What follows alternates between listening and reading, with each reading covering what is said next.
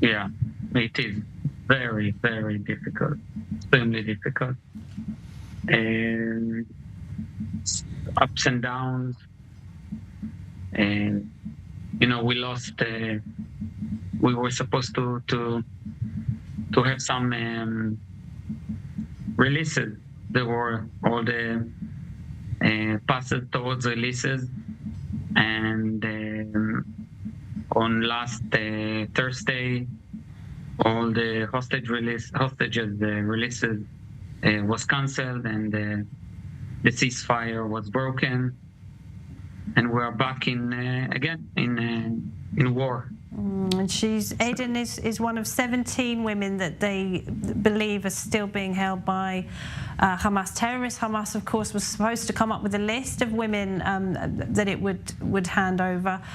I mean, some of the families say they're very angry with the government and they don't think they're being listened to. Can you tell me, what is your experience? First of all, I think that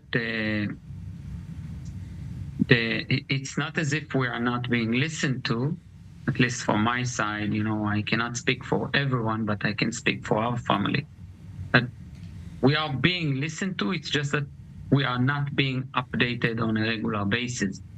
Means once in a week, meeting with families, give them the latest update and the line of the course of actions, something that will give us some basic information about our loved ones and what are the next actions that the government are going to take towards releasing them.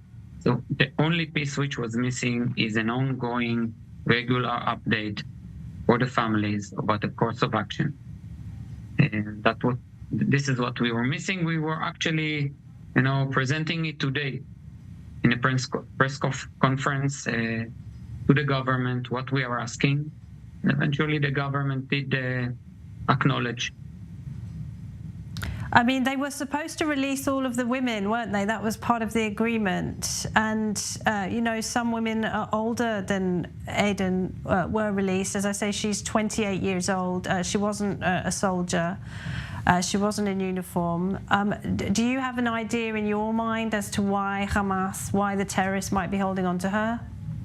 Honestly, I don't know. I don't know why they didn't came up with an additional list of women and children, because they have them in their hands. We know they have them.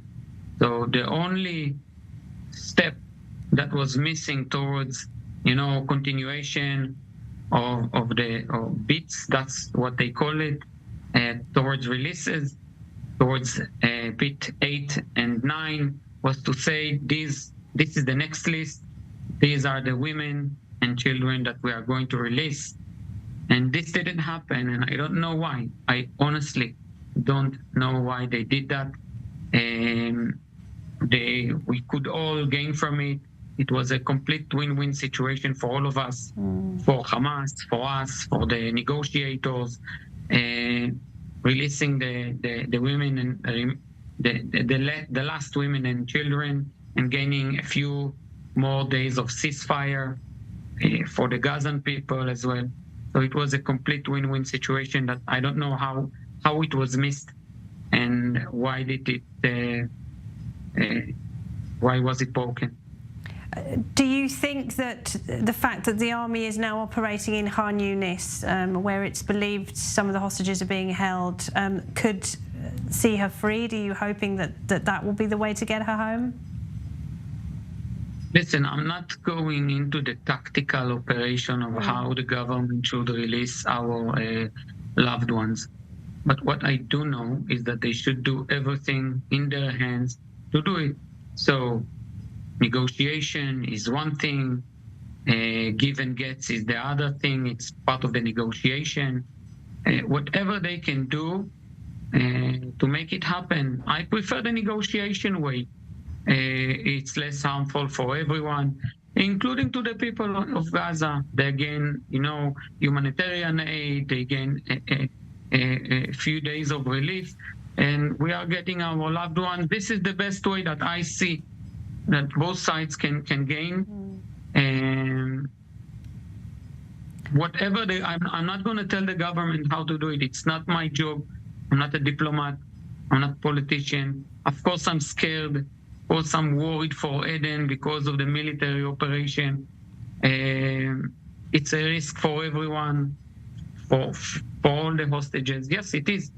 So I am concerned, but I don't know how to, Sure. I'm not into the complete details of the operation to know and to. It's the government's responsibility to bring Aiden back. We're looking at pictures of your niece as we're talking to you. I understand she loves her dogs. They're her babies, the two dogs. Eden has two Vizsla, amazing two Vizsla dogs, giant ones, very active and they are very full of life, running all the time. So her last words before the call was hung up. She asked her mother and father to take care of the dogs. She knew that this is coming. Someone was shooting at them. So that was our last wish from our parents until that point of time. An amazing woman, Eden, an amazing, loving person, constantly seeking for ways for peace. She was a peaceful person, seeking for peace constantly. Even with the Palestinians, she was part of the left-wing side. I wish she'll come back to us. Our dogs, we miss her. They feel her absence. So it is very, very difficult.